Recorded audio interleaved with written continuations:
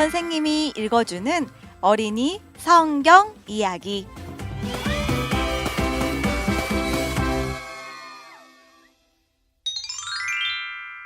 (151번) 이야기. 예수님이 첫 기적을 행하셨어요.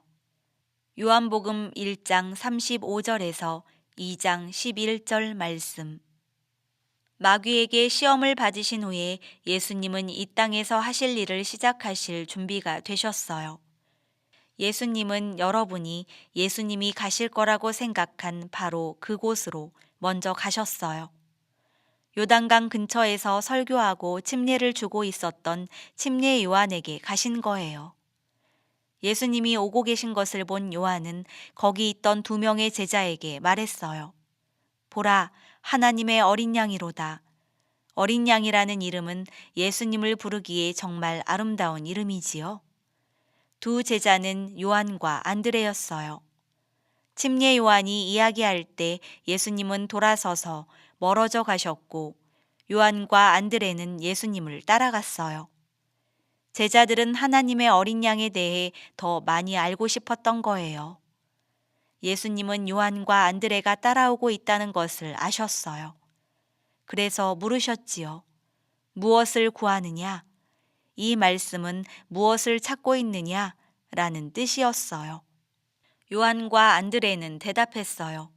주님, 주님은 어디 거하고 계십니까? 거한다는 말은 산다는 뜻이에요.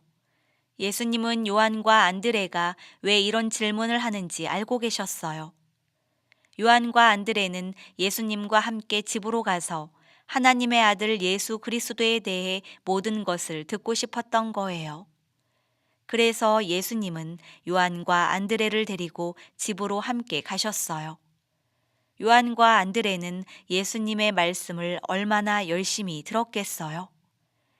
그리고 요한과 안드레는 예수님의 집을 나온 후에 자기 친구들에게 예수님께 대해 말하고 싶어 달려갔어요. 이분이 바로 구원자이신 예수 그리스도라는 것을 확신하게 되었기 때문이지요. 먼저 요한과 안드레는 안드레의 형제 시몬 베드로를 찾아갔어요. 이야기를 들은 베드로도 예수님을 찾아 달려갔지요. 예수님은 요한과 안드레와 시몬 베드로가 다시 오기를 바라셨어요. 왜냐하면 이 3사람이 예수님의 제자들이 될 테니까요. 제자들이란 따라다니면서 돕는 사람들을 말해요. 예수님은 2명의 제자 빌립과 나다니엘을 더 부르셨어요. 이제 예수님은 총 5명의 제자를 데리고 다니시게 되었어요. 요한, 안드레, 시몬 베드로, 빌립, 나다니엘이죠. 이제 곧 예수님은 함께 있을 더 많은 제자를 부르실 거예요. 제자들은 예수님이 이 땅에서 사시는 동안 언제나 예수님과 함께 있게 되겠지요. 3일 후에 예수님은 5 제자를 부르셨어요. 가나라는 작은 마을에서 열리는 결혼식에 가야 했기 때문이에요. 우리는 그 결혼식이 누구의 결혼식인지는 몰라요. 하지만 그 결혼식에 예수님의 어머니 마리아가 참석했다는 것은 알고 있어요. 그 시대에는 결혼식이 종종 하루 이상씩 계속되었어요. 때로는 이틀이나 사흘씩, 심지어는 1회 동안이나 계속되는 때도 있었어요. 그런데 그 결혼식에 포도주가 떨어져 버렸어요. 아마 결혼식을 연 사람들이 가난해서 충분히 포도주를 사놓지 못했거나 예수님과 5 제자들처럼 예상하지 못한 손님들이 더 많이 왔었나 봐요. 예수님의 어머니는 이 이야기를 들으시고는 예수님께 말했어요. 포도주가 떨어졌다는구나. 마리아는 예수님이 하나님의 아들이라는 것을 알았기 때문에 예수님이 뭔가 능력을 보여주실 수 있을 거라고 생각했던 거예요. 하지만 예수님은 대답하셨어요. 여자여, 나와 무슨 상관이 있나이까? 예수님이 자기 어머니를 여자여라고 부르니까 참 이상하지요. 하지만 이상한 게 아니에요. 예수님은 지금 마리아가 비록 예수님의 어머니이고 예수님은 아들이지만 동시에 예수님은 하나님이시라는 걸 알게 하려는 것이었어요. 그러니까 마리아는 예수님께 위대한 힘을 보여달라고 말해서는 안 되는 거예요.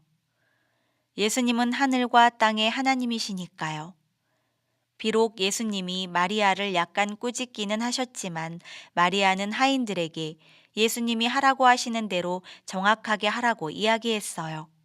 마리아는 여전히 예수님의 능력을 보여주실 거라고 생각했던 거예요. 그리고 과연 예수님은 능력을 행하셨어요. 결혼식이 열린 집에는 큰 물 항아리 6개가 있었어요. 보통 몸을 씻거나 설거지를 할 때 쓰는 물을 담는 항아리였어요. 예수님은 하인들에게 그 항아리에 물을 채우라고 말씀하셨어요. 하인들은 물을 가득 채웠어요. 그러자 예수님은 하인들에게 그 물을 떠서 사람들에게 갖다 주라고 하셨어요. 그런데 그 물이 포도주가 되어 있었어요. 하나님이 보통의 경우에 포도주를 만드실 때는 포도나무를 자라게 하셔서 거기에 포도 열매가 달리게 하시고 그 포도 열매를 짜서 주스로 만들어 오랜 기간 기다리게 해서 포도주가 되게 하셔요. 하지만 이때 예수님은 물을 단번에 포도주로 바꾸셨지요. 우리는 이런 일을 기적이라고 불러요.